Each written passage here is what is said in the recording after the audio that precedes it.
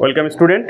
আজকে ছোটদের পদার্থবিদ্যার একটা বিশেষ টপিকস কার্যক্ষমতা শক্তির 3 নম্বর ক্লাস 9-এর সিলেবাস 11-এরও সিলেবাস সবাই দেখতে পারে। একটা প্রমাণ করবো আজকে আমরা দেখবো। ওই বইটাতে অবাধে পতনশীল বস্তুর যান্ত্রিক শক্তির নিত্যতার প্রমাণ করা আছে। সববারই এমজিএইচ। কোনো বস্তু অবাধে পতনশীল হচ্ছে, পতনশীল মানে বুঝছো নিচে পড়ছে উপর থেকে। একটা পাথরকে ছুড়ে দিচ্ছে, উপর থেকে নিচে পড়ছে। সেই বস্তুটার বলছে মোট শক্তি সবসময় ধ্রুবক থাকে। মোট শক্তি মানে কি? যান্ত্রিক শক্তি। যান্ত্রিক শক্তি মানে কি? গতিশক্তি প্লাস স্থির শক্তি, half MV square plus half MGH. Half MV স্কোয়ারকে কী বলা হয়? গতিশক্তি। এমজিএইচকে কী বলা হয়? স্থির শক্তি। আগের ক্লাসে আমি ডিসকাস করেছি, ফার্স্ট ক্লাসে। ওটা কার্যই বটে, এক ধরনের শক্তিকে কার্যই বলা হয়। কার্য করার সামর্থ্যকেই শক্তি বলে। সেই প্রমাণটা করবো। দেখো এই চ্যাপ্টারে আরও কিছু ছোটো ছোটো প্রমাণ কোয়েশ্চেন ব্যাংকে দিয়ে দেয়, আগে ওইটা করি। দেখো তোমাকে এইটা প্রমাণ করতে বলবে যে প্রমাণ করো ক্ষমতা সমান বল ইন্টু বেগ। এই প্রমাণটা মাঝে মাঝে দেই। প্রমাণ করো ক্ষমতা সমান বল ইন্টু বেগ। কী করে করবে বলো? ক্ষমতা মানে কি? বাংলাতেই প্রমাণ হয়ে যাবে, কোনো ফাউন্ডেশন লেখার দরকার নেই। ক্ষমতা মানে কি? কার্য বাই সময়। বলো কার্য মানে কি? বল গুণিত সরণ। cos θ বাদ দাও। বল গুণিত সরণের নিচে কি আছে মনে? সময়। বলো সরণ বাই সময় মানে কি? ছোটদের ফিজিক্সে পড়িছো, সরণ বাই সময় মানেই বেগ। তাহলে ক্ষমতা সমান কী হয়ে গেল মনে? বল ইন্টু বেগ। কোয়েশ্চেন ব্যাংক এলা পাইতে থাকবে 2 নম্বরে। এলা না বসো না, তুমি করে গেলেই মিলিয়ে যাবে। ফাউন্ডেশনগুলো ভেঙে যাবে, অটোমেটিক মিলিয়ে যাবে। অনেক সময় আর একটা প্রমাণ দেই। প্রমাণ করো কোনো বস্তুর বেগ সমান √2 mE। খুব ইম্পর্টেন্ট, √2 mE। এইটাও পড়ে। দেখো হাফ এমভি স্কোয়ার সমান কত? ই মানে গতিশক্তি। আরে কাইনেটিক এনার্জি আমি ছোটো হাতের কেউ লিখতে পারি। ইকে মানে কাইনেটিক এনার্জি। বলো ভি স্কোয়ার সমান তাহলে কী হবে মনে? সমাধান জানলে আর ভয় কি? 2E। তাহলে এখানে কত হয়ে গেল? 2E। ভরবেগ বলবে সরো, কোনো বস্তুর ভরবেগ হচ্ছে √2 mE।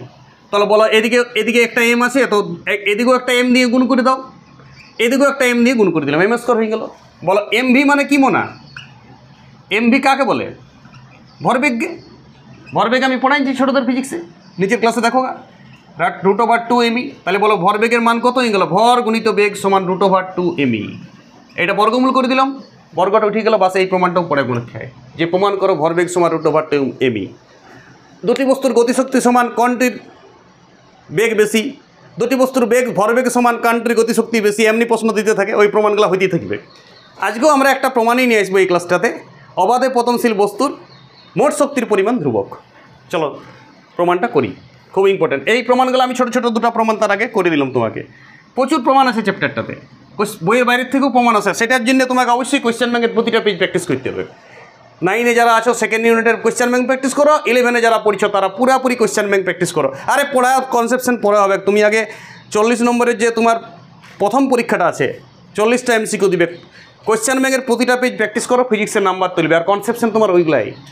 তোমাকে এমন কনসেপশন দেওয়া হয়েছে যে কনসেপশন বই থেকে নাও, ওই কনসেপশনটাই ভুল। কোয়েশ্চেন ব্যাংক প্র্যাকটিস করো, কনসেপশন হালকা লাও। যত কোয়েশ্চেন ব্যাংক প্র্যাকটিস করবে কোয়েশ্চেন আরও বেশি কনসেপশন পাবে। সব চ্যাপ্টার একসাথে প্র্যাকটিস হবে। কোয়েশ্চেন ব্যাংক প্র্যাকটিস করা ছাড়া ফিজিক্স কনসেপশন পাওয়ার কোনো গতি নাই। লিখে নাও তুমি। চলো ধরো এইখানে একটা বস্তু আছে এম ভরের।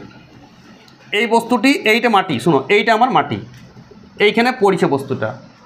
আমরা 3টা পজিশন এর দেখব। এ পজিশন, বি পজিশন মানে মাঝে, আর সি পজিশনটা হচ্ছে মাটিতে পড়ার আগে। মাটিতে পড়ে যায়নি মনে, পড়ার জাস্ট অল্প গ্যাপ আছে পড়ার। মাথায় বুঝছো কী বলছি? মাটিতে পড়ার আগে এক চুল গ্যাপ আছে, এক চুল, বেশি গ্যাপ নাই, এক চুল। এ বিন্দু মানে কোথায়? বস্তুটা একদম যখন উপরে আছে।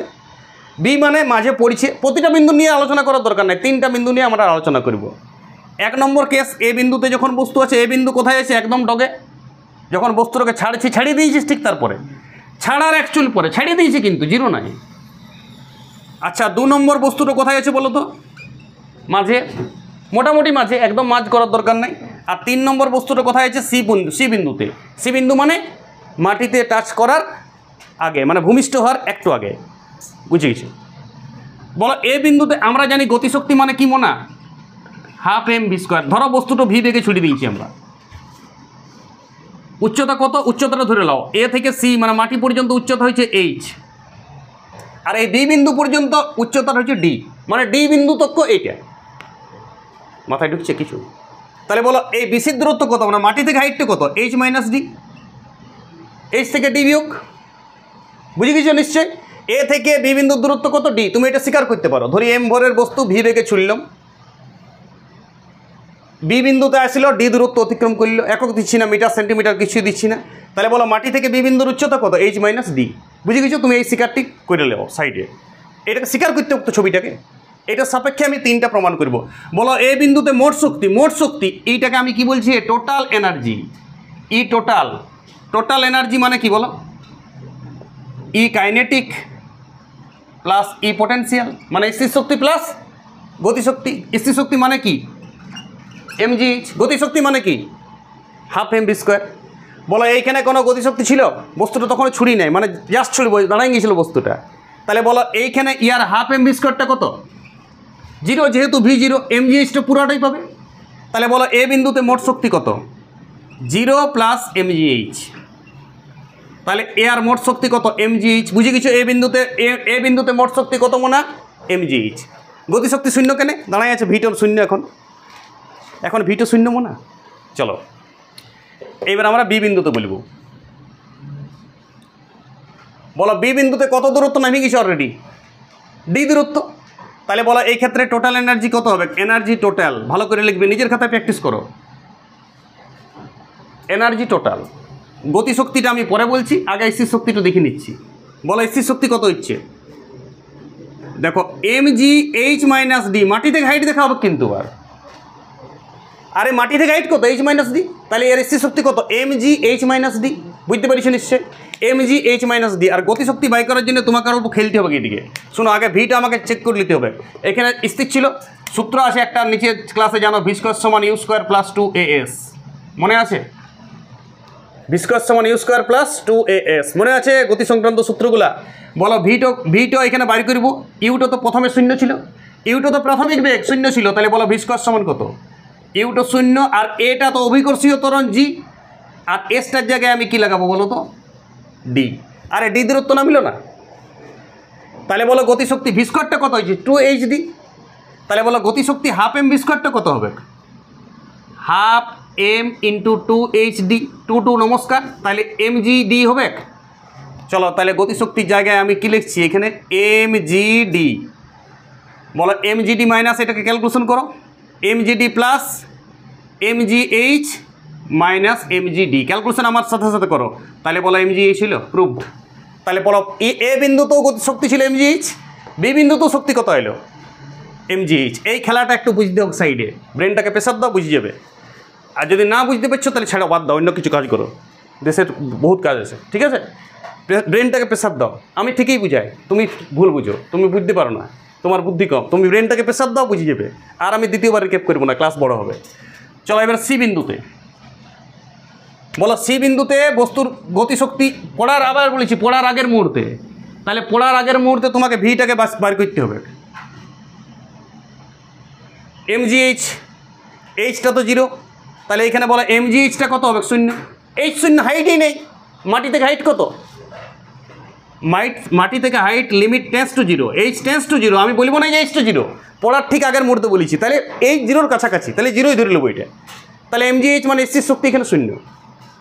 যেমন প্রথমবারে স্থির শক্তি বাঁচিয়েছিল, গতিশক্তি 0 হয়েছে, এখানে আবার স্থির শক্তি 0 হয়ে গেল। কোনটা বাঁচিয়ে আছে, গতিশক্তি। তাহলে গতিশক্তি তো মানে হাফ এম ভি স্কয়ার বটে। তাহলে বলো mgh তো হইল নাই। চলো এইখানেও খেলা করবো আরেকবার, এটা মুছিয়ে দিচ্ছি আমি। বলো এইখানে আমি ভিটা বাড়ি করলাম, এটা অন্য বি। বলো এইখানে ভি স্কয়ার সমান কত হবে, ইউ স্কয়ার প্লাস 2gh। এইখানে পুরো হাইটটা নেমে গেছে। আরে ওইখানে ওইখানে ডি নেমেছিল, এখানে তো এইচ নেমে কিছু, এখানে তো এইচই ধরবো। পড়ার আগের মুহূর্তে h-1 ধরবো না, এইচই ধরবো। বলছি অল্প আগে, কিন্তু ধরবো এইচ। চলো তাইলে বলো ইউটো 0, কারণ এইখানে ইউটো 0 ছিল প্রাথমিক বেগ। তাহলে বলো ভি স্কয়ার সমান কত, 0 ইন্টু 2gh।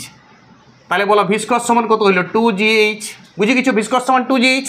বলো তাহলে হাফ এম ভি স্কয়ার সমান কত হবে, দুদিকে হাফ এম গুণ করো, 2gh লেখা জুম করে দেখবে।